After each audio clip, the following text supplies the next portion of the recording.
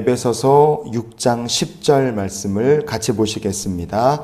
끝으로 너희가 주 안에서와 그 힘의 능력으로 강건하여지고. 아멘. 성경은 우리에게 마귀를 대적하여 싸워야 될 영적 전쟁이 있다고 말씀합니다.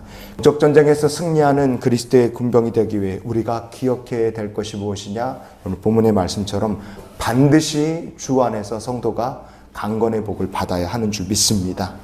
강건하지 않으면 영적 전쟁에 우리가 임할 수가 없는 거예요. 하나님께서 모든 피조물의 세계에 일반 은총을 부어주십니다. 그래서 영적 이방인이랄지라도 강건한 삶을 누릴 수 있습니다. 그러나 하나님을 알지 못하는 인생의 강건함이란 결국은 어떻게 되느냐? 우리 시편의 90편 10절 말씀 같이 한번 보시겠습니다. 우리의 연수가 70이요 강건하면 80이라도 그 연수의 자랑은 수고와 슬픔뿐이요 신속히 가니 우리가 날아가나이다. 아멘.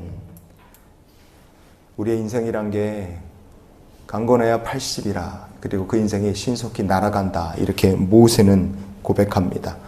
얼마 전에 세계적 미남 스타로 유명했던 배우 알랭 들룽이 89세 일기로 돌아가셨어요.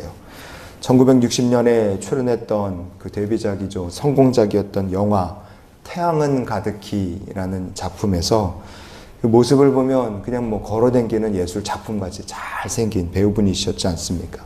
그러나 그 멋진 알랭 들룽도 신속히 날아가는 이 세월을 이길 수가 없었습니다. 85세쯤 됐을 때 몸이 너무 좋지 않아서 안락사, 나를 좀 죽여다오, 그렇게 안락사를 희망했고 자식들하고 그 안락사 문제 가지고 다투기도 하고 그랬다고 합니다. 사람이 강건하여 80 살고 요즘 같으면 90살, 100살도 살 수 있죠. 그러나 인생이란 게 결국 신속히 날아갑니다. 그리고 하나님 없는 인생에는 결국에는 수고와 슬픔이 찾아오고 그리고 죽음과 심판에 대한 두려움이 임할 수밖에 없어요. 하지만 주 안에서 강건의 복을 누리며 사는 성도의 인생은 다른 줄 믿습니다. 여호수아서 14장 11절 12절 말씀 같이 한번 보시겠습니다. 모세가 나를 보내던 날과 같이 오늘도 내가 여전히 강건하니 내 힘이 그때나 지금이나 같아서 싸움에나 출입에 감당할 수 있으니 그날의 여호와께서 말씀하신 이 산지를 지금 내게 주소서. 아멘.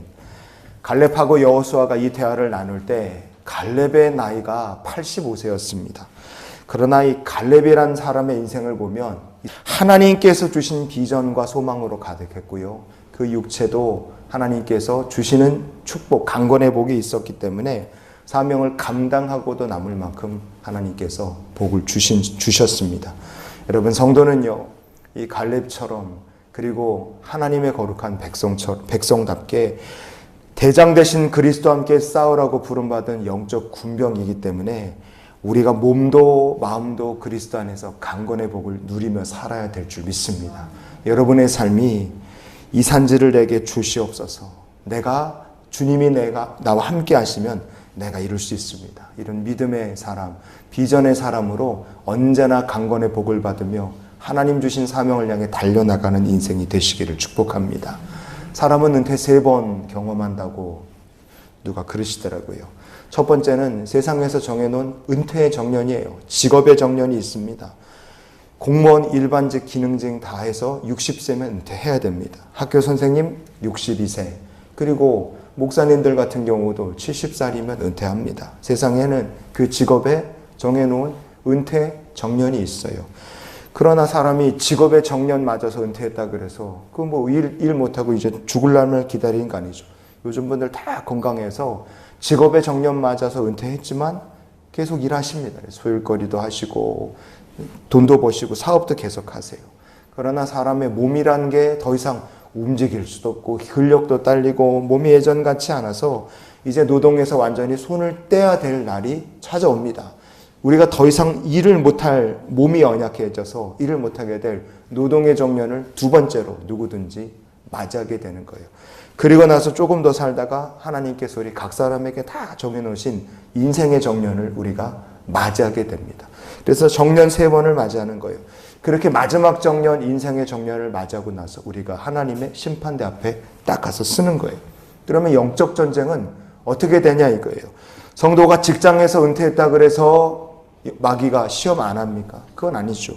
성도가 늙어서 더 이상 노동 못할 만큼 몸이 쇠약해졌다 할지라도 마귀의 시험은 병상에서도 계속된다 이겁니다. 영적 전쟁은 우리가 죽는 날까지 이어져요. 그렇기 때문에 평생의 하나님의 은혜 속에서 평생토록 강건의 복을 받는 주의 백성이 될 수 있기를 원합니다. 에베소서 3장 16절 말씀의 결론으로 같이 보시겠습니다.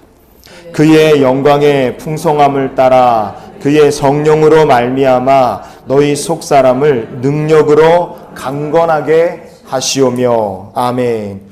우리가 주님과 함께 끝까지 영적 전쟁 감당할 수 있도록 그리스도의 군병된 우리들에게 성령으로 말미암아 저와 여러분의 속사람들 강건의 복 받을 수 있기를 축복합니다.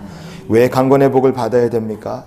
에베소서 3장 17절 말씀해 보시면 믿음으로 말미암아 그리스도께서 너희 마음에 계시게 하시옵고 너희가 사랑 가운데서 뿌리가 박히고 터가 굳어져서 이렇게 말씀합니다.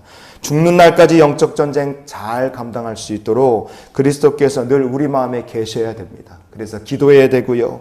그리스도의 사랑 가운데서 주여 믿음의 뿌리가 깊이 박히게 하옵소서. 우리 자신과 자녀 손들을 위해서 기도해야 됩니다. 주여 우리의 삶이 성령의 전이 되어 터가 굳게 해 주시옵소서. 어떤 어려움이 있어도 우리에게 부어주신 성령 빼앗기지 않고 흔들리지 않는 굳건한 터같이 주여 우리의 믿음이 서게 하옵소서. 이게 우리가 늘 기도해야 될 소망입니다.